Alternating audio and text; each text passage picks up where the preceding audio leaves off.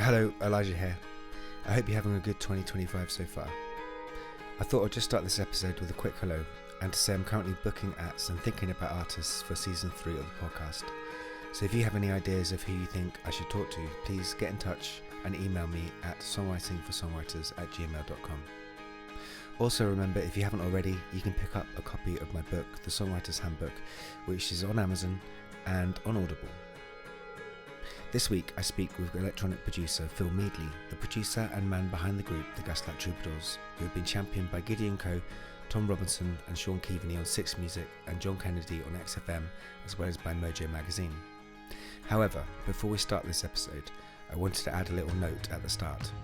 This episode was recorded at the end of last summer. As you'll hear, Phil speaks about having a hiatus from the Gaslight Troubadours after creating 3 albums.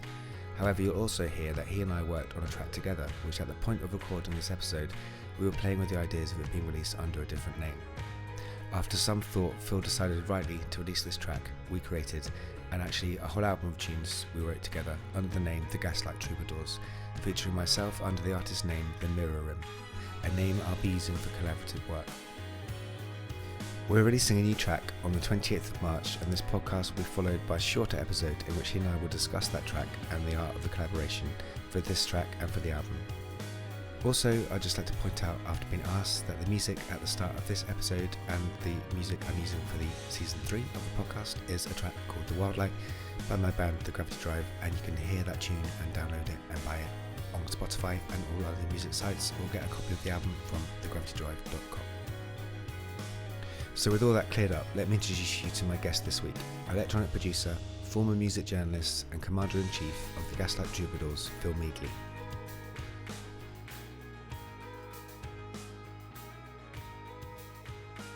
Joining me today on Songwriting for Songwriters, my special guest is Phil Meadley. Phil, how are you doing, mate?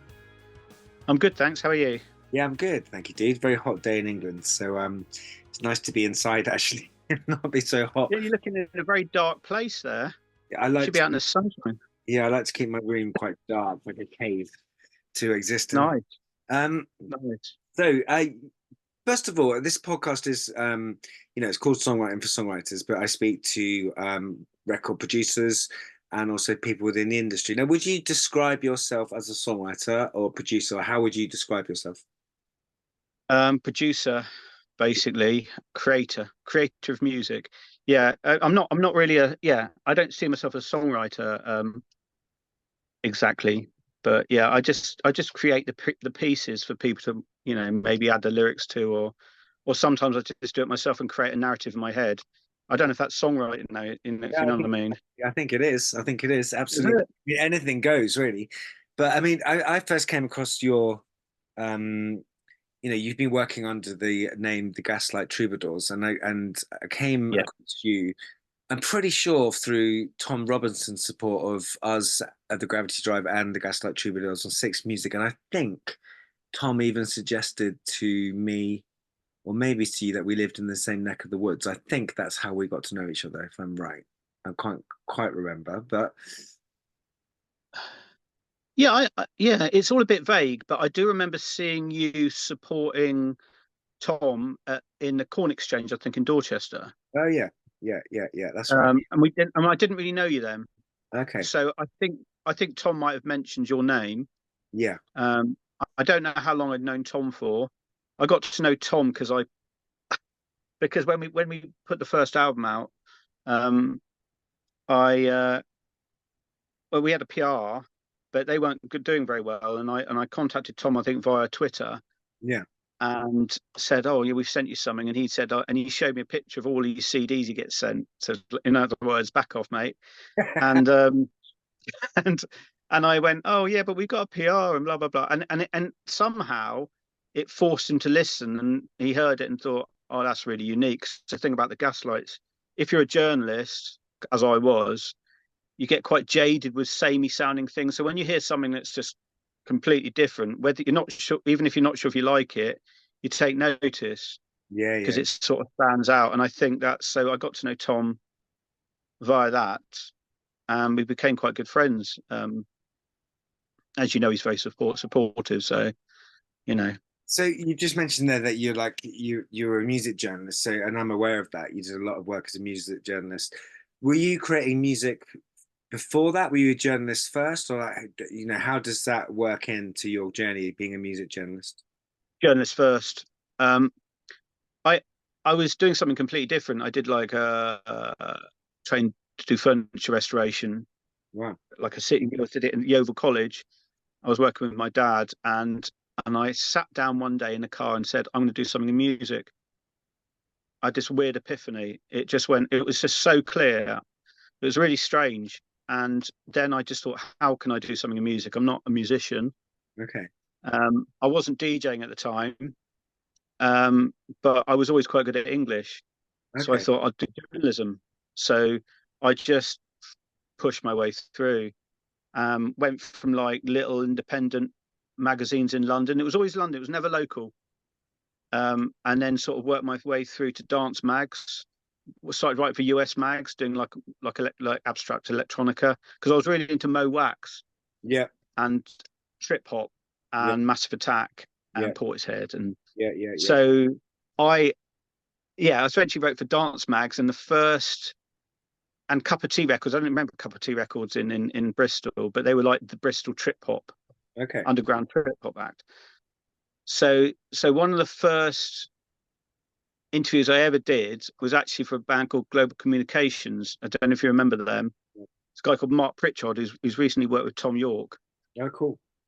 They had some PJ Harvey connections, and he lived in Crewkerne. Wow. And so I did it for like a London mag, and got to know him and Tom Middleton. They were working together doing like electronica. They're really well known. He's assigned to Warp now. Wow. Yeah, I know. In fact, talking about your love of Kula Shaker, for a brief period in time, he was part of Kula Shaker. Oh, He wow. joined Kula Shaker. I mean, Yeah. because I remember him telling me he went to the Bournemouth International Centre and he was he was on stage with them and he had like a terrible migraine. He was just telling me this stuff. But I've actually got somewhere recordings of that he did. It never came out with Crispin Mills. Wow. That's cool. Yeah. So you kind of like, I mean, that's quite a bit. So what age were you when you had that kind of revelation in your dad's car? Sort of. Well, I think probably um, a bit later on. It was maybe my 20s. Wow. Okay, cool. Actually, maybe 18, 19. So you heard the Yeah. calling, you heard the calling from above saying, "You shall commit yourself to music, young man." Well, the thing is, I was the biggest music head out of my friends. Okay. Always. I was always the one that like discovered Guns N' Roses first, or got into all kinds of music. I mean, all types. Yeah. Just really inquisitive. So I was like the one that people go to say what's the latest thing. So I was always into it. So yeah, It's yeah, quite interesting journey that because I mean a lot of people that I've spoken to that are sort of songwriters and music creators. I mean, a lot of us went through that period of kind of like at first year of secondary school, deciding to join a band and sort of like in yeah, having that experience of like playing in front of your school peers and sort of kids yeah, like year 11 when you're in year 7 shitting yeah. yourself on stage and suddenly realizing that girls were quite into music and all. So you kind of had I that didn't have that.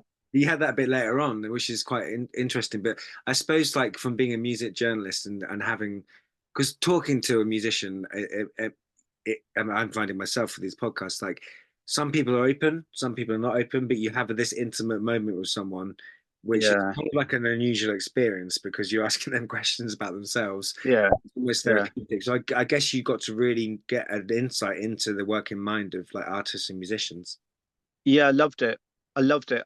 What I love mostly, more than anything, is interviewing people and writing articles about them. I didn't really like doing reviews. I didn't really like, yeah, sort of live reviews or album reviews, critiquing. I didn't like it. I was okay at it, but I love to get into the mind of someone. So when does that So come into you deciding to start making your own music? Like, there's one thing being a music fan and a music journalist, but then to decide to start making it yourself, presumably through limited experience at that time of actually making music, what inspired you to start making music? Yes, a mad journey, isn't it? In fact, um, when I first started the Gaslights, I worked with a guy from Trans Global Underground called Hamid Mantu, and he never said it to my face, but he said to someone else, he's one of the few people that's transitioned from being a journalist to being a pretty good music producer because it's quite unusual. I mean, Neil Tennant did it, didn't he?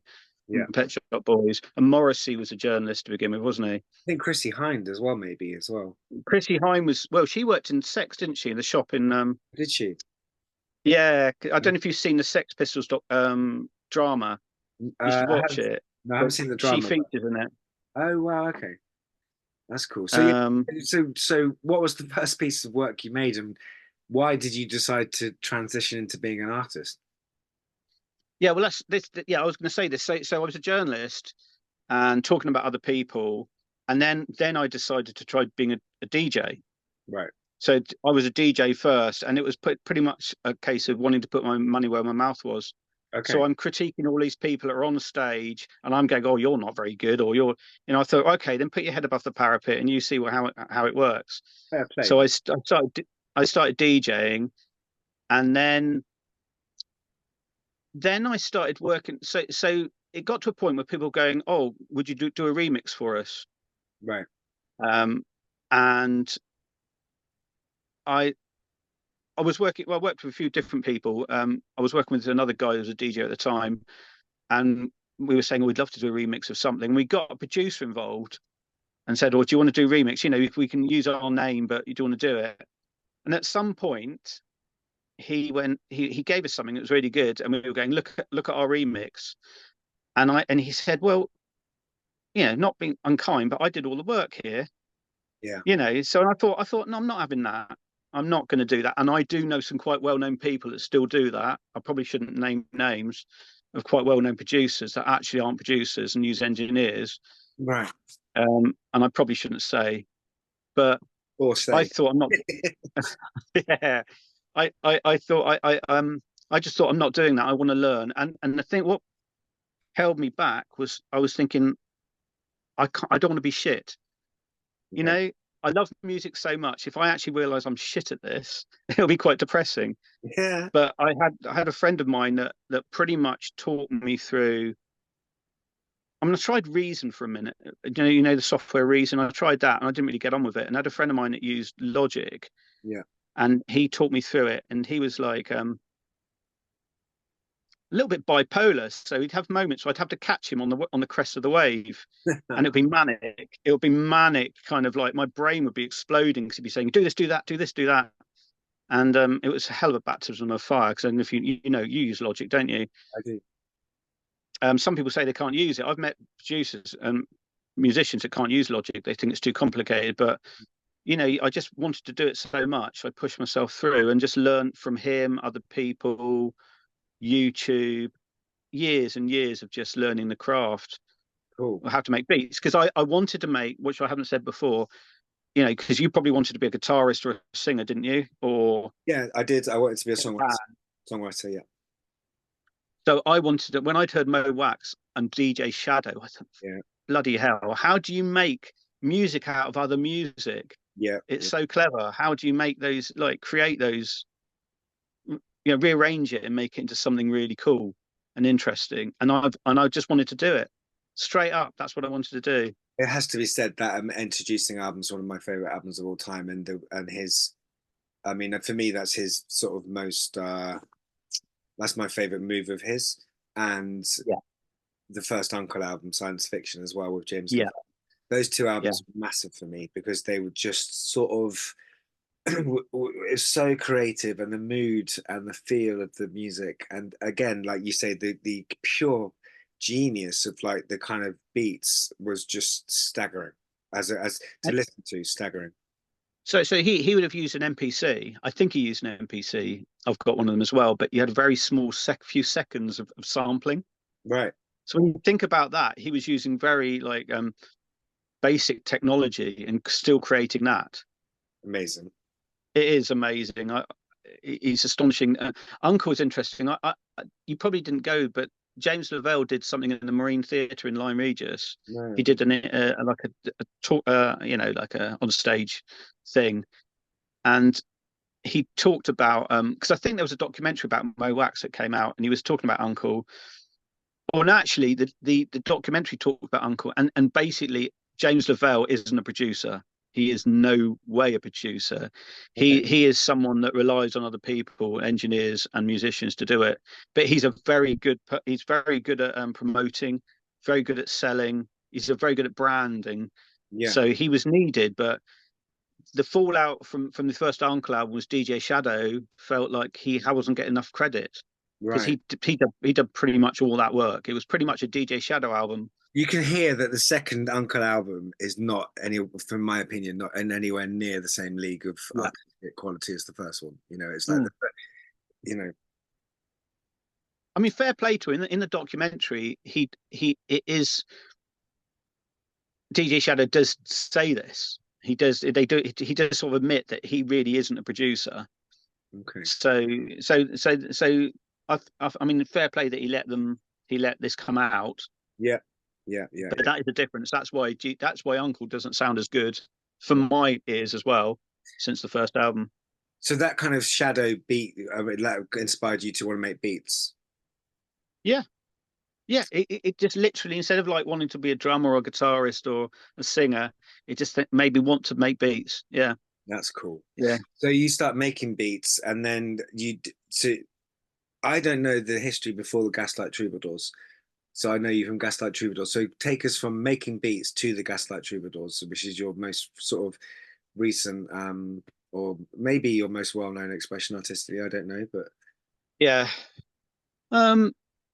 Yeah. So it's a case of knowing people, because obviously being a journalist and working for the Independent and places like that, I got some really good contacts, made some good friends, and they gave me a lot of pointers. As I said, I got this baptism of fire by this friend of mine who's bipolar. So I caught the wave, and then, so gradually made beats. And I think really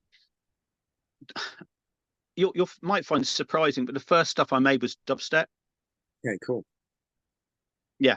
I think at the time Burial was coming out. Right. And oh god, I don't know, I can't remember some of the other dubstep stuff. And I was just thinking, I love dub, I love heavy beats.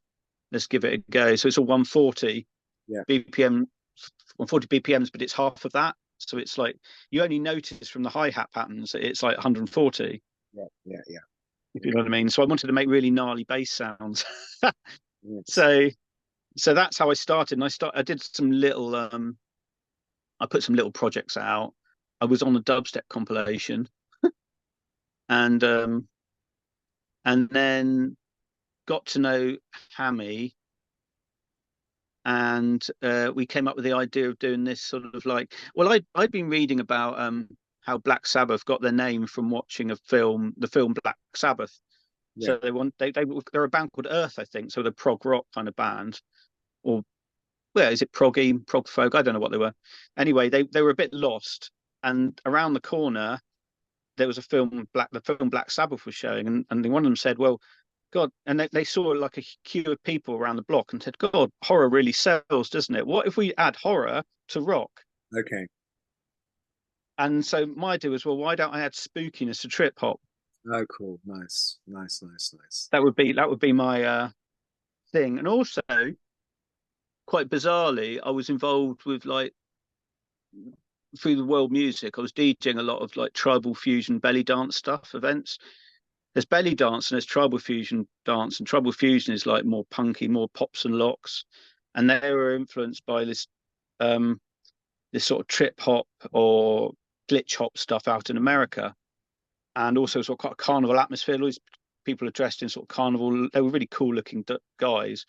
And I was thinking, well, how can I translate that to a British version of that, but spookier? Nice. That's a great answer, because I've often wondered like what was because the Gaslight Troubadours, for those that don't know, has a steampunk element or aesthetic, doesn't it? It has the kind of it's a mix of trip hop beats and kind of electronica, but there's also kind of a vintage quality of sort of steampunk kind of music from the 20s. It's kind of a mix, a kind of juxtaposition of those kind of elements. Yeah. Anything I feel like doing, Good for you. But it started out in kind of Victoriana sort of thing, yeah. And Yes. and part of the reason, another reason, I hope it's not cynical, but was being a journalist. I thought that's unusual. Yes. Yeah, it is. That's an unusual thing. Everyone does soul hip trip hop. Yeah. Everyone does jazzy trip hop. Yeah. No one's done this. I think I might get some more attention for doing it. Well, you were right.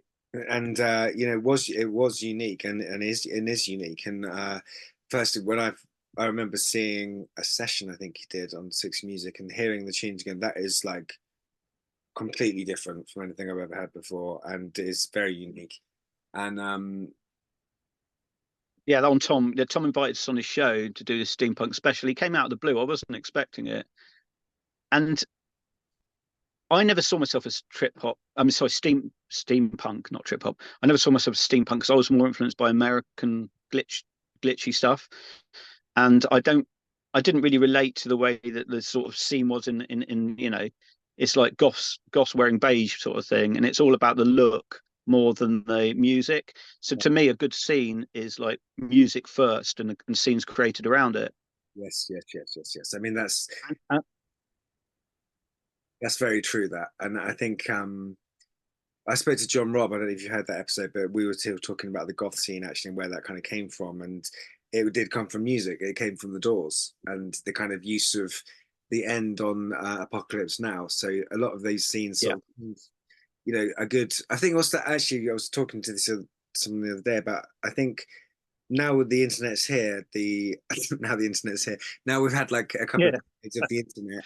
It's like there yeah, isn't the same tribal thing in the mainstream anymore. There's like lots of subdivision, subcults, where there's like you yeah, can find your thing, and it's a sort of smaller subcult, subsect. yeah. So we don't have that same kind of like mass sort of mainstream recognition of these smaller subcults anymore. But it did seem that steampunk for that time period, and whether you kind of you know rode that wave or whatever, that was definitely a moment of which you guys were kind of not We off it. bought into it. We bought into it, but also I got to know Professor Elemental, Yeah, Brighton chap hop guy. Um, and I suppose he's unabashed in his sort of like not love of steampunk but he embraces it. yeah, He's like, it's a great fan base, they're loyal.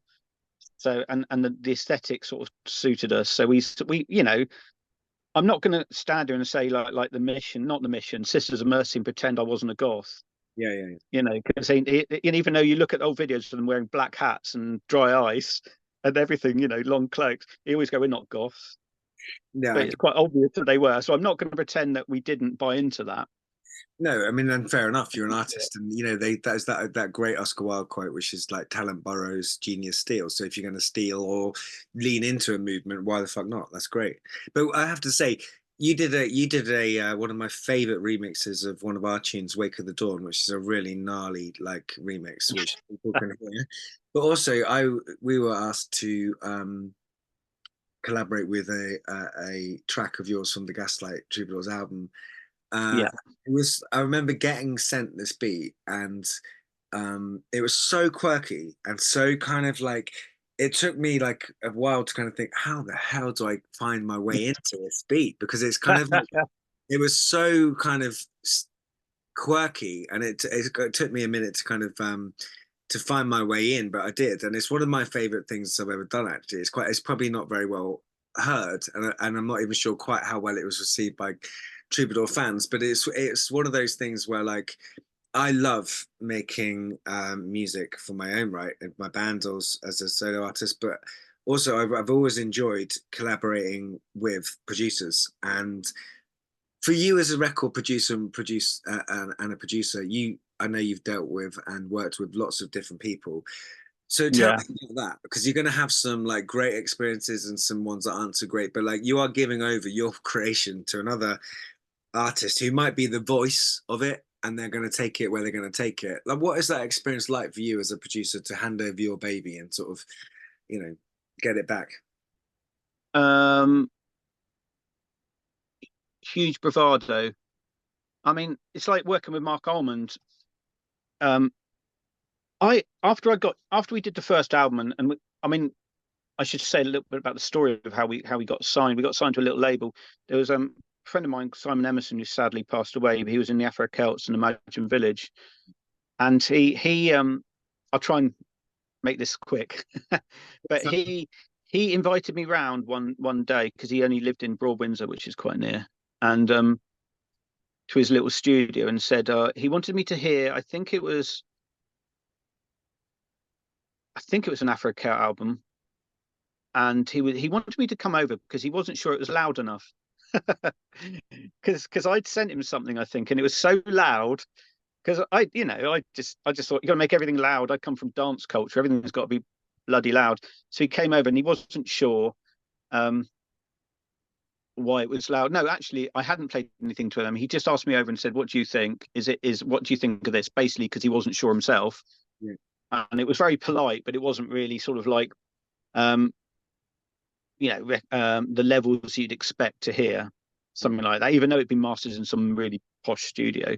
So after that, he said, "Oh, what have you been doing? What have you got?" And I said, "Well, I've got this really mad little thing I've been doing with Hammy." Yeah. I didn't really want to play it because I was embarrassed. And he said, "Oh, go on, put it on," because he was quite critical, really nice, but a little bit critical. And I put it on. And he was going, he was annoyed it was so much louder than his because he couldn't work out why. And the other thing is, he just thought, "Oh, it's really interesting. I really like it. It's really unusual." And then maybe a couple of weeks later, he said, "I'd like to sign you. We've just started this new. Wow. I've just started this new label with Lush, Mark Constantine from Lush. They started a little record label called ECC." He said, "There's not much money in it, but I'd like to sign you." And that's so he signed us. There was virtually no money, but he paid for a PR. Okay. And the PR wasn't even what I wanted because I knew PRs because I was a journalist. I was going, "No, we don't want to have a folk PR because we're not a folk. We're going to get slaughtered in the folk magazines." Yeah. But they still went with it, and because of that, we got quite a lot of Six Music play. Like Gideon Coe really liked it. It says a lot for PRs, isn't it? Get a PR and then you've got some hope. But he really liked it. Tom got on board. And then we got a 4-star in Q, and Simon became a little bit pissed off because the bands he spent huge budgets on were getting less radio play than we were. Okay. So I just thought, I didn't feel cocky, but I felt confident. I was thinking, okay, if enough people have liked this and hear it and think it's interesting, therefore Mark Armand would definitely want to work with us. Okay. I mean, where does that come from? Oh, fair enough. Fair enough. Where does it come from, though? It's a crazy notion. Felt so confident in a weird kind of way that he'd like it. I mean, obviously, I knew the stuff he'd done, and I knew it would work with us. And anyway, he was on Twitter at the time, and I messaged him about I'd really love to work with you. This is sort of stuff we've done. And I was thinking, he'd probably say no or ignore us. Basically, most people ignore you, don't they? Yeah. And then with a few weeks later, he goes, "Oh, I really like this. Yeah, let's do some stuff." Wow. Okay. That's interesting you say that because I think, for the listeners that are unaware, Phil and myself have been independent musicians without management. So we've been pushing ourselves. And quite often you just have to fucking ask the DJ or the producer of a radio show or an artist whether they want to work with you or play your record. And it's not always the easiest transaction because you're full of self-doubt or you're thinking that maybe this person won't respond or who am I to ask this person. But from my own experience, any success the Gravity Drive had in terms of promotion, not musically speaking, because that's within the band, but like in terms of us kind of getting any attention or anything like that, was all about just knocking on the door and asking. So it's great that you had and I guess the confidence of being a music journalist and meeting these stars and not being deluded that they're human beings. And I think, that's probably what it is, actually. That's probably why I felt confident, because I'd met by that time quite a lot of really well-known musicians. Yeah. So I realised they're just people. They're not, they're either nice people or they're not nice people, or they're egotistical or they're not. Yeah. I interviewed David Byrne a few times, and he was the nicest guy you could possibly imagine. Wow, that's great to hear. Really, really, really into music. Who was the biggest? Who was the biggest asshole you interviewed? Asian Dub Foundation. Oh, really? Okay, that's interesting. Yeah, that's controversial, isn't it? Well, And what your own experience? It's not controversial. It's just your experience. what happened was I had to go to the Royal Festival Hall, and they were doing a gig there, and I went backstage to interview them, and I made the mistake, and I learned afterwards never to do this, of having them all in a group. So it was a group mentality. Let's bash the journalist. Okay. Let's take the piss out of him. And it was quite unpleasant. They were just, I felt awkward. I felt like they were just taking the mickey out of me. So I wrote about it. That's one lesson, kids, musicians out there. There's one of my rules, okay, and this is slightly controversial, but here we go. And this is what never trust a journalist, and never trust a man who doesn't drive a car.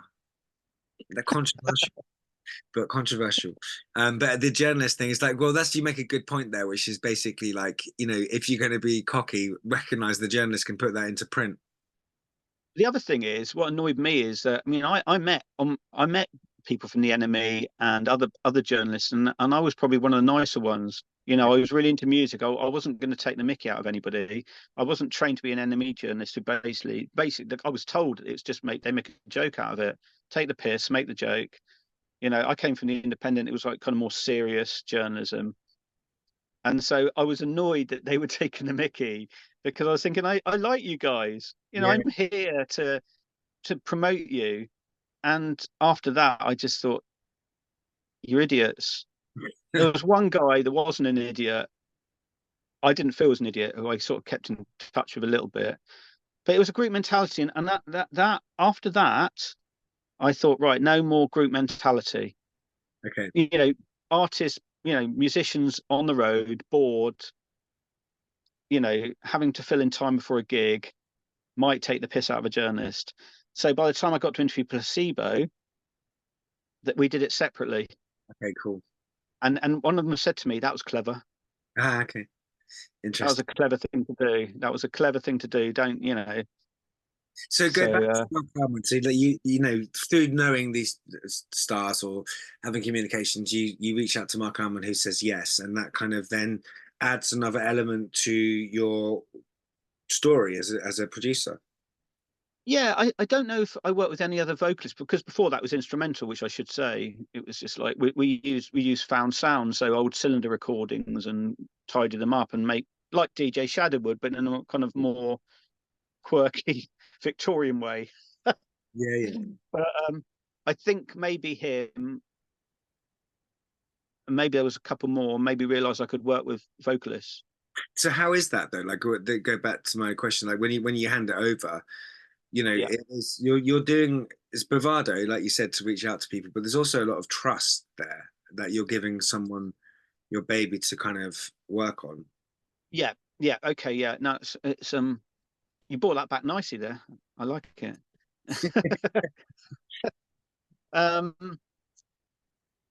Because I'm inquisitive, and I was open, and I was thinking, how are these people going to interpret it? Yeah. And I put a lot of trust in them, and I wanted them to feel like it. I wanted them to feel like they were going to be part of it, be involved, not just this extra bit that I'd added onto it.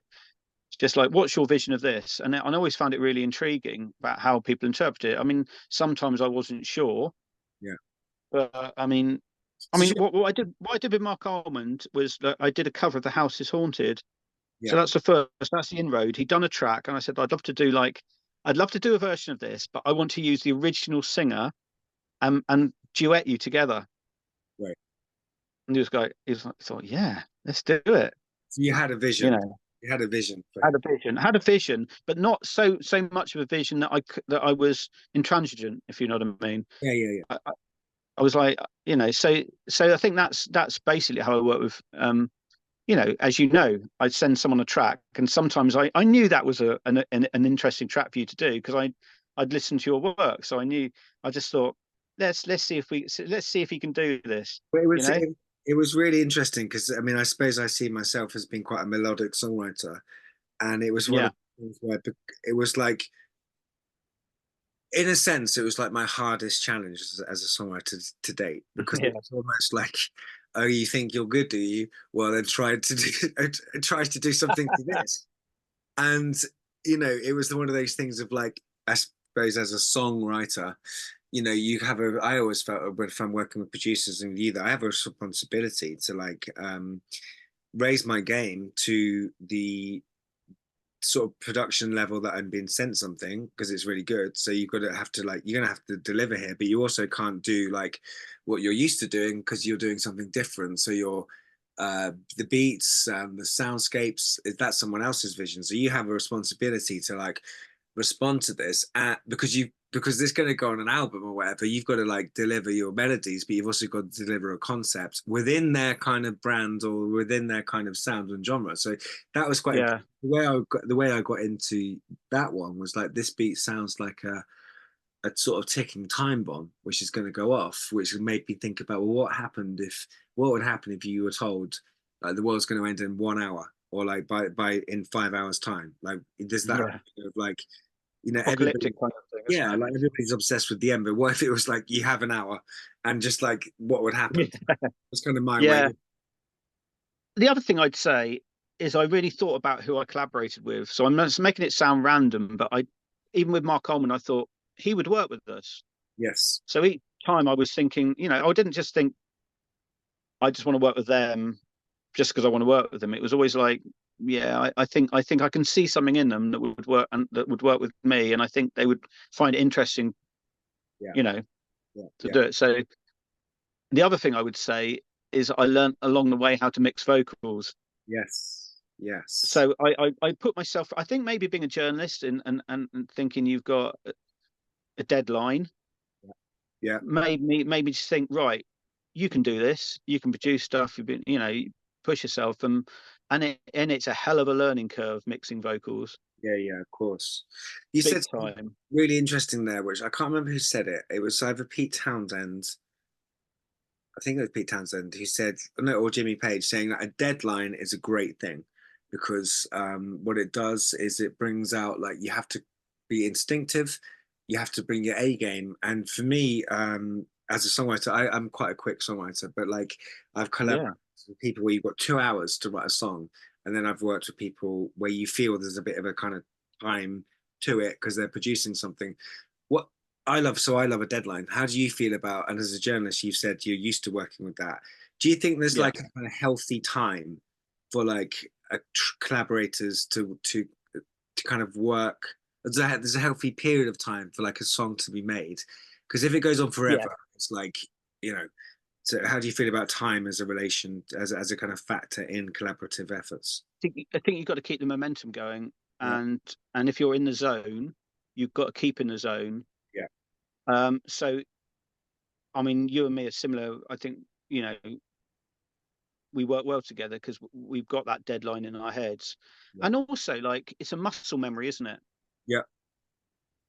If you don't keep flexing that muscle, you can lose it, you know. So it's always just keep on it and keep on it. So I mean, I wouldn't want to work more than a month on a track, really. I mean, you've got to be understanding of people. There's people's life situations and there's stuff goes on.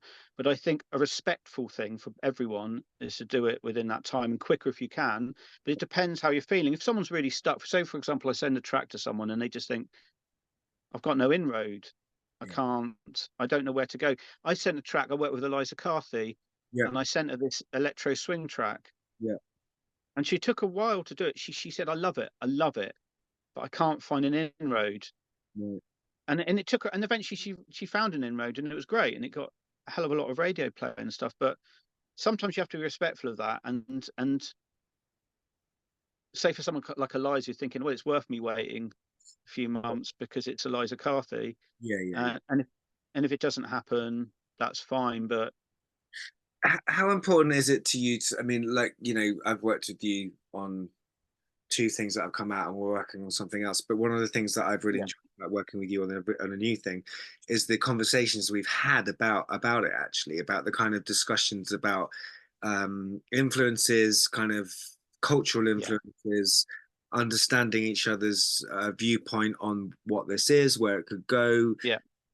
So communication has been really, this time round, and less so on the first two, because it was kind of like, here's our remix and here's your track. But this time around, because we're working on something, I think the communication's been really important. So have you found that with other artists, that talking about reference points or something is quite Depends on the people. It depends on the people and how busy they are, but there'll always be some conversation. Yeah, yeah, about it. I think if you're actually going to do a like, I mean, like you said, you want one person for one track on an album, then maybe it's not so important. yeah, And maybe you just need guidance on. You've got to like it, yeah, what they do, but also guidance of where they feel it should go or where you think it should go. When you're working like with a on a new project with someone, yeah, you want to get in the head of someone. When I was a journalist, I wanted to get in the head of someone, not in a bad way, but just want to work out where they're coming from. Because yeah, if you work out where someone's coming from, you do your best work. yeah, You yeah, know, how can I do something that worked really well for them and work for me? yeah, yeah. Square peg and round hole doesn't work. Have you ever had a situation where you've worked with a collaborator and they've sent something back and you've been like, I don't like that? And Yeah. how have you handled that? You don't have to name names, but how have you handled that?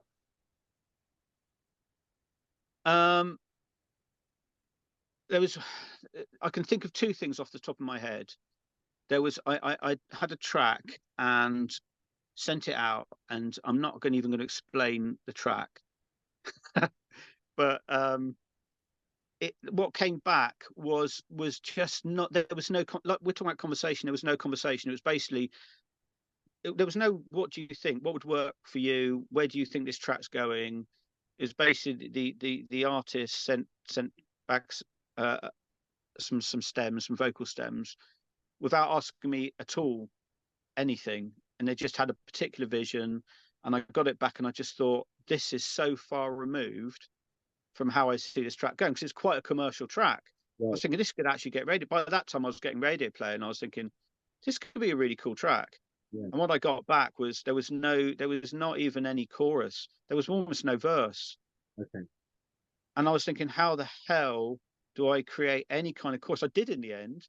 How do I create a chorus? Like one bit was quite chorusy, and I sort of repeated it. It was very awkward because a lot of people do not like to be told that you don't like what they do. Yeah. Yeah. It's hard that. Even if they say they do, they mostly don't. And who does? I mean, you learn as you go along. So it was a difficult conversation.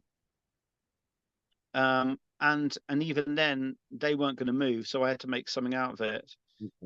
Another thing I did, I was sent these vocals and they were really, really good, but it was so dark that even I felt uncomfortable. And this was for like a creepy ass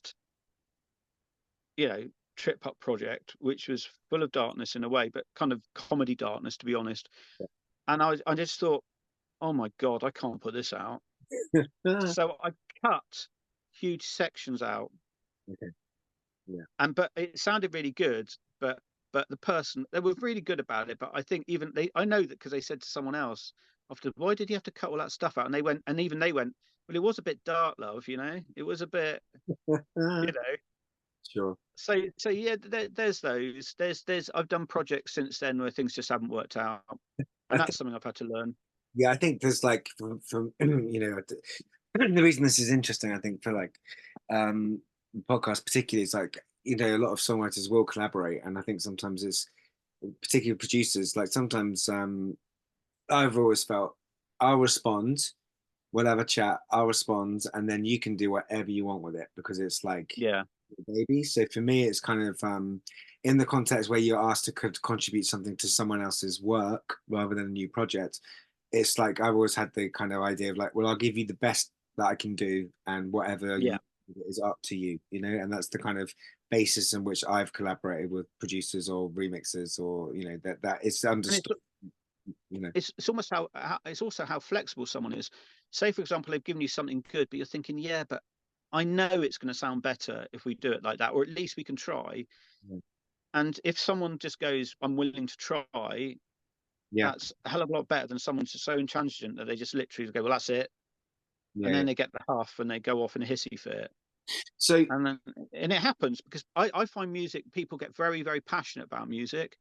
Really, in fact, it's worse than journalism. I thought journalism was bad, but I've had more arguments in music than I've ever had anything else, because everyone's vision's so strong. Yeah.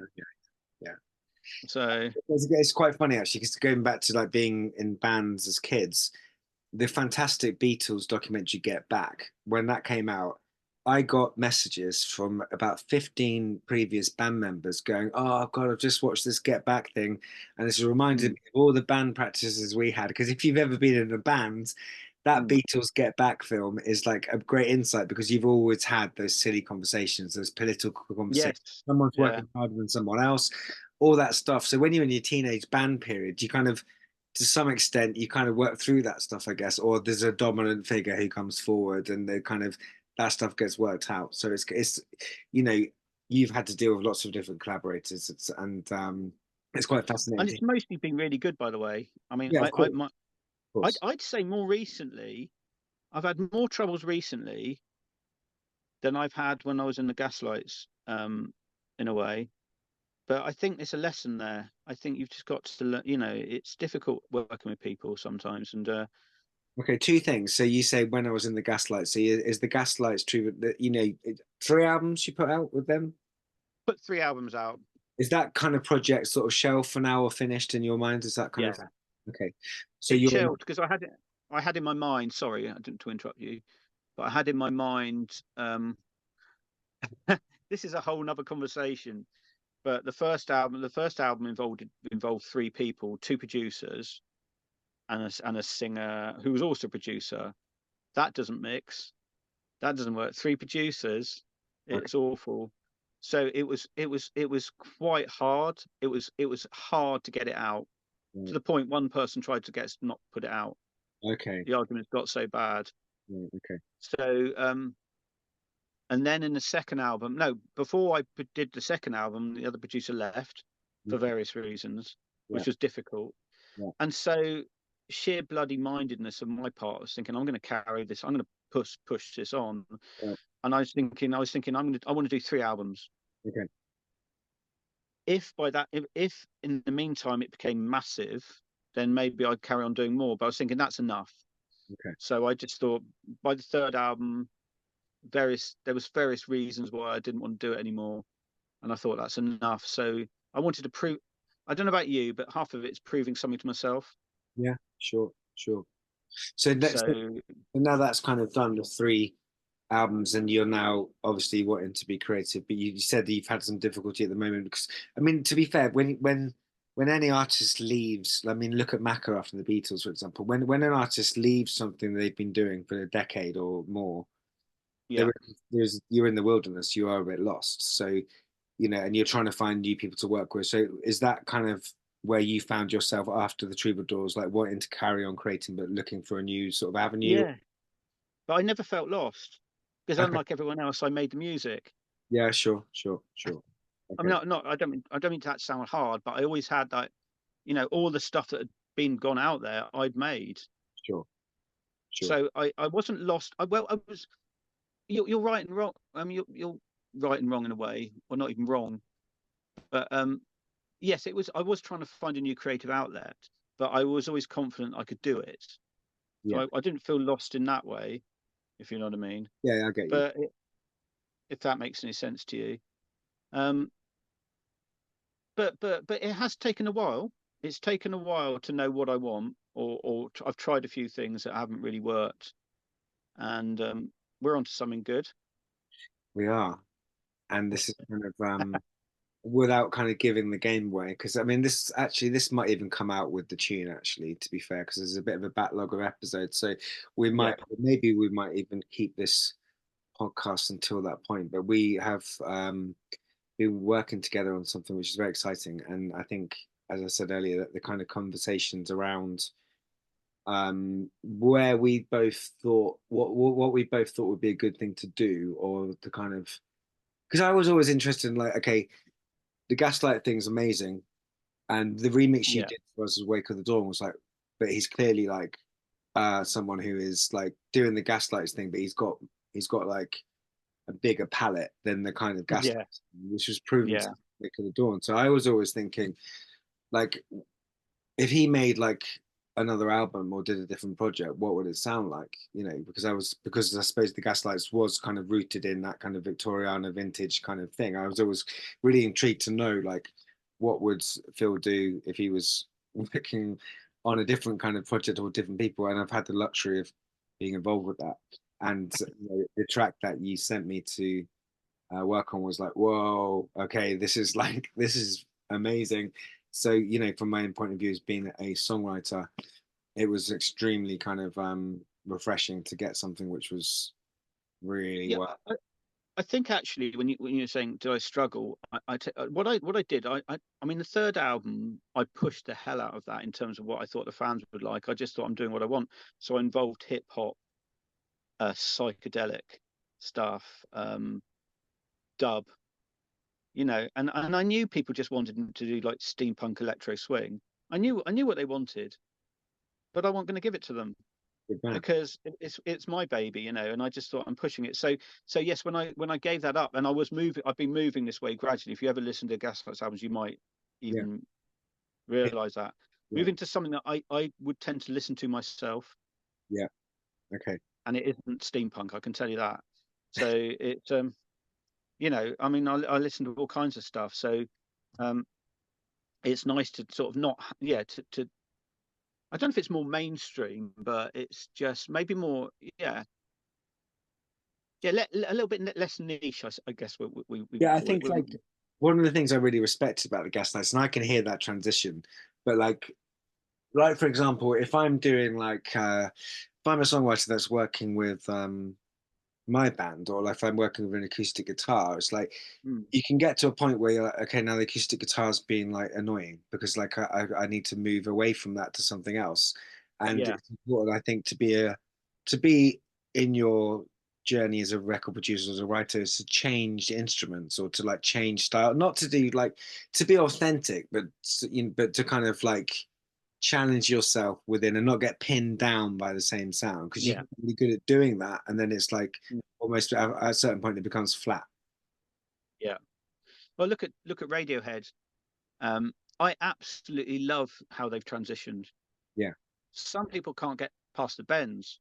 yeah, It's like, oh, we loved them when they were an indie rock band, but my God, how clever is the stuff that Tom York does? I mean, as a producer, it's genius. In fact, I look at him and go, I could be less obvious. You know, it's too blocky. I need to make it more fluid and more glitchy and more interesting. I and this the use of strings on Moonshaped Pool is uh, unbelievably good. that man, this I mean, it's that just song gorgeous. Daydreamer, Jesus, daydreaming, Jesus Christ. And you know, I think I can't remember who I was speaking to. My friend Doris the other day, we're talking about artists that have managed to maintain their standard of quality or vision, and we could only think of Tom York as being the example who's kind of I'll give you another one. go on. Who I've actually interviewed is Damon Albarn.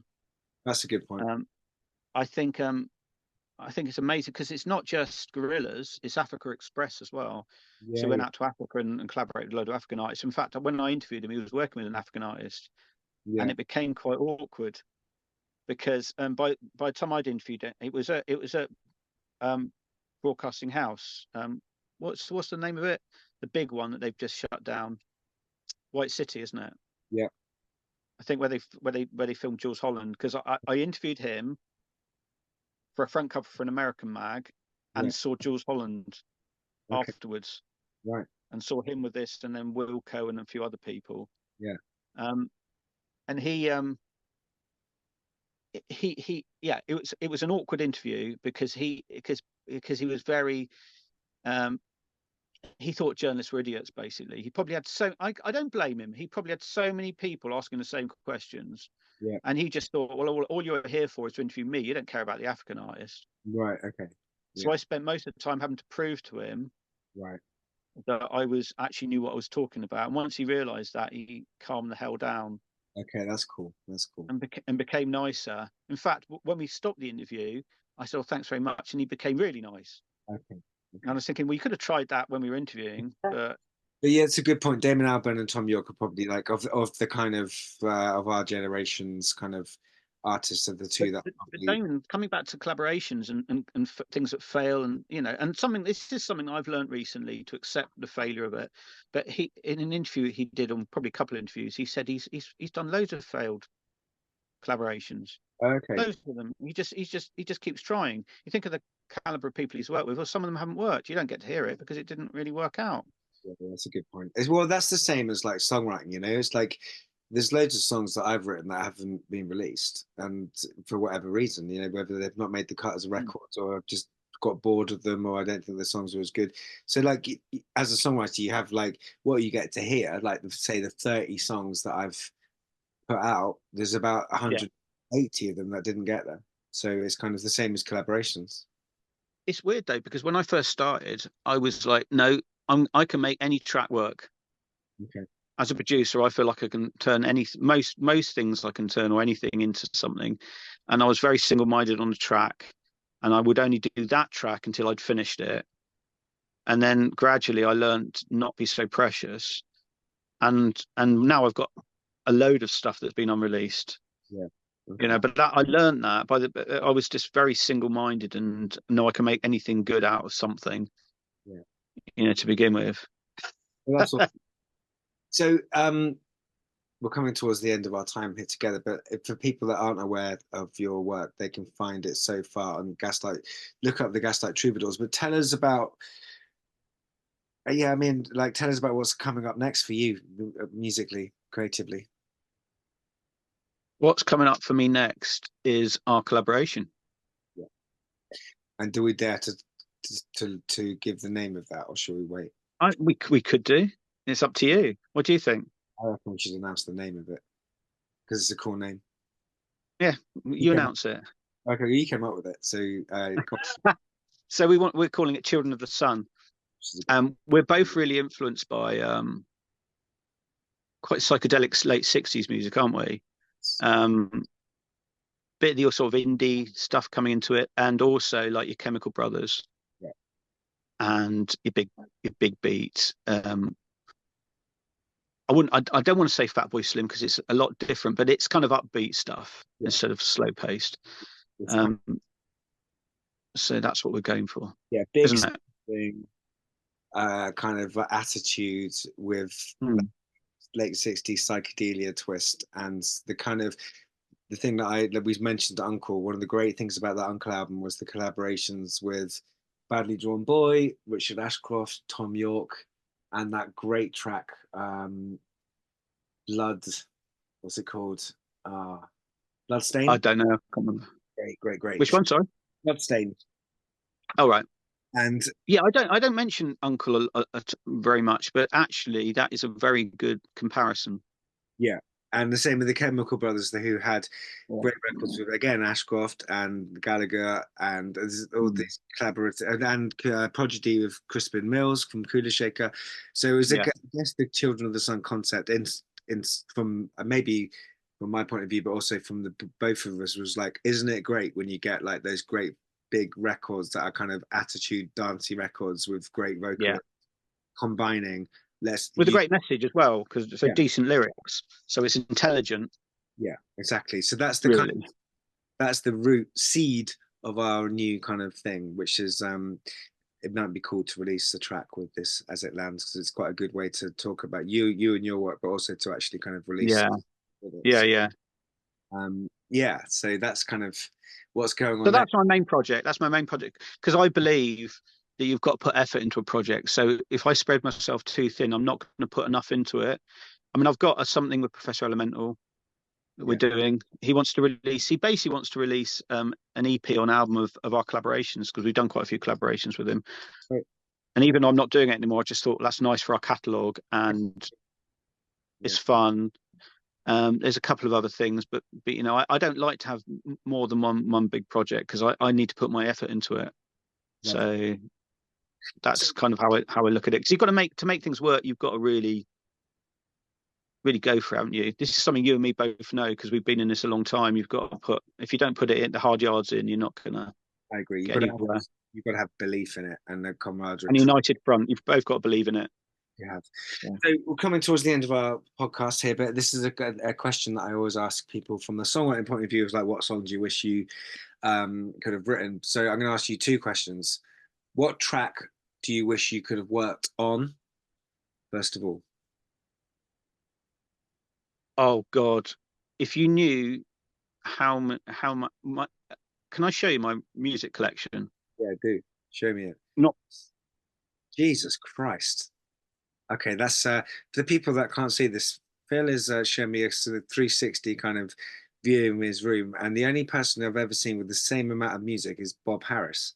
That is a lot of music sitting in your bedroom. That's not showing you the vinyl either, but I haven't got so much vinyl. So for me to sort of come up with something that I wish I'd produced, I tell you, okay, then I can't think of a track. I think maybe a Tom York solo track. Yes.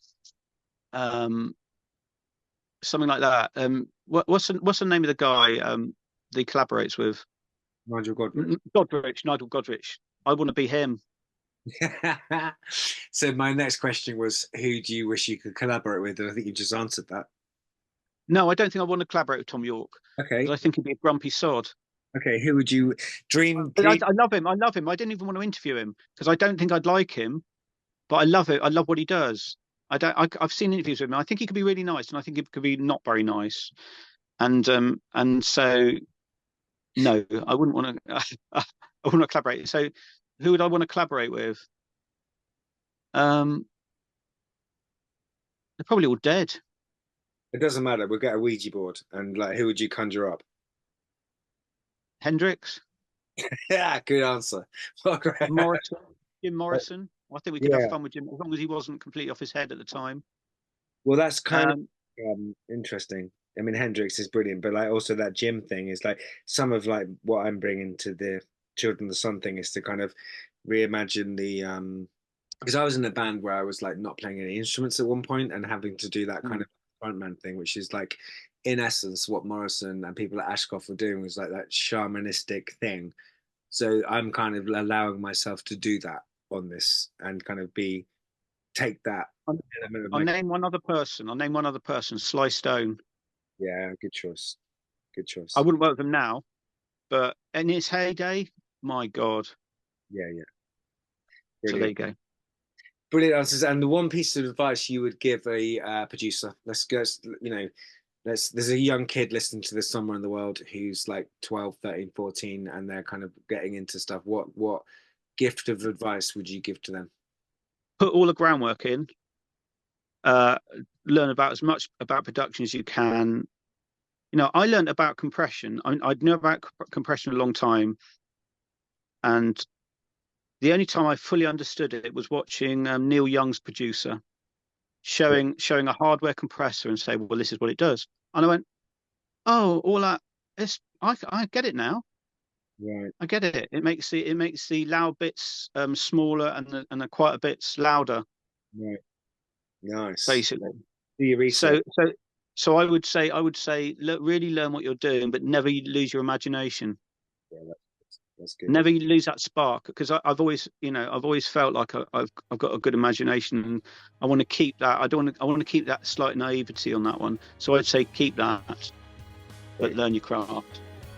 Brilliant. Thank you for your time, Phil. That was an amazing conversation, and lots to kind of reflect on and be inspired by there if you're songwriters or producers yourselves. So thank you very much, mate. That's all right.